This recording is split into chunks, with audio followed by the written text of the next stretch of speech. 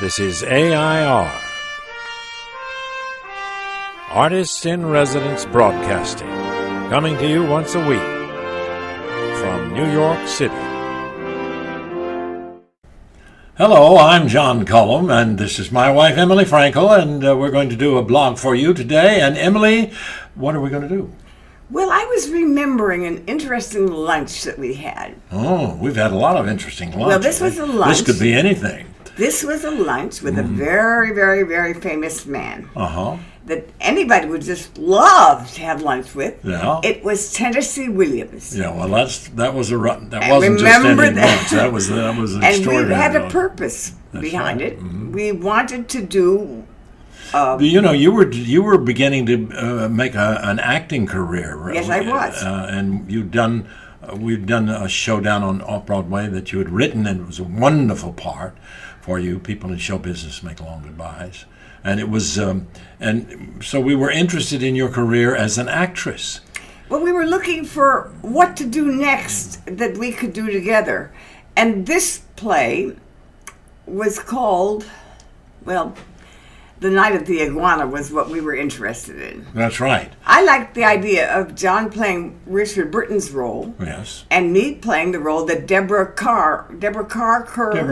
No, you're right. It's Deborah Karr, I think. Anyway, I thought that I could play that role well. Yes, you would have played Well, beautiful. we met Tennessee. He came with his boyfriend. Another one of the reasons why we could do it was the fact that I had such a long association with Richard and had done Camelot several times around the country and on Broadway. And Hamlet. And Hamlet, I was in his And Hamlet. the play, the Private Lives. Private Lives. We just had a good I don't know whether Private Lives has been done by then or not. I don't remember, but I do know that we met in this lovely little restaurant, very chic place, and Tennessee brought his... across from the... what was his boyfriend's... Do you remember his boyfriend's name, his friend? I don't remember, but it was a lovely man that came with him. Uh-huh. And I paid a lot of attention to him. I just hit it off with the guy. Yeah, and maybe that was why Tennessee really, really liked me. That's right. He did. Yes. He just kind of... He saw a Blanche in you, I think.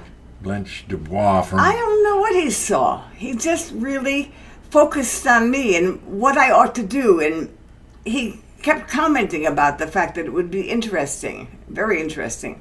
Well, we had a long talk. And we had a lot of drinks. I remember that. You had. I don't have a lot of drinks. If I have a lot of drinks, whoop, I'm gone. Whoop, I'm asleep. Well, me and Tennessee, we drank quite a few martinis that afternoon. Well, what was the result?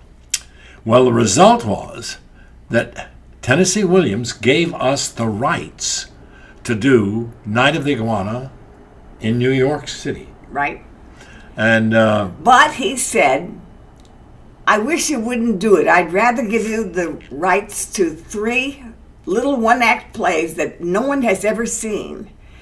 I think the 2 of you could do these 3 one-act plays. It would be quite extraordinary. Well, we dug up the 3 one-act plays later. Yes. I couldn't make head or tail of them. It's not that I'm really dumb, but they were just wandery plays. They didn't really have any of the things that I felt. They were not part of his major work, let's put it that way. Do you think he was trying to get rid of us with that? No, he gave us the rights he gave us verbally the rights to do Night of the Iguana. And I can't remember, was that just off-Broadway? No, it was on Broadway. And with his name, we could have probably gotten it done. But I guess we both got cold feet. Well, he put down the play. He said, I don't think that... He said that... I can't give you an exact quote, but he felt that Night of the Iguana was an imperfect play. Uh-huh. And not a play that was worth being dug into and sweated over and hewed by us. Yeah. Not again. He didn't feel that would be the thing to do for us if we were going to do it on Broadway. Well... We didn't do it. No, and I'm not quite sure why we didn't. Well, that point in our lives, we had many other things to do. That's right. You had shows that were being offered to you, major musicals. I can't even remember where this was in time. But I do remember that it wasn't painful to put away Night of the Iguana, because producing it would have been a big deal. Oh yeah, my gosh. Anyway. Well, it was an extraordinary afternoon, and something that we should be rather proud of. Okay, I'm proud of it. I'm proud of it too. Okay, John Cullum. And we'll see you next week. Okay, so long.